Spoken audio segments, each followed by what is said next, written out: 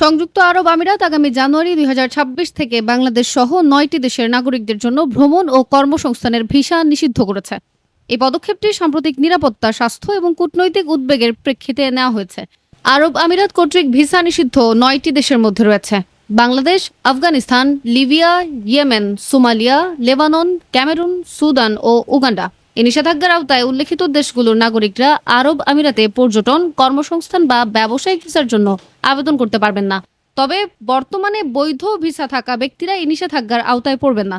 বাংলাদেশি নাগরিকদের জন্য এই নিষেধাজ্ঞা আগামী জানুয়ারি ২০২৬ থেকে কার্যকর হবে। এর ফলে আরব আমিরাতে নতুন ভিসা আবেদন করা সম্ভব হবে না, যা বাংলাদেশি অভিবাসীদের জন্য একটি বড় ধাক্কা। তবে যারা ইতিমধ্যে আমিরাতে অবস্থান করছেন এবং বৈধ ভিসা রয়েছে তাদের জন্য কোনো পরিবর্তন হবে না। সুমাইয়া আক্তার, তালস পিডি, ডেস্ক রিপোর্ট।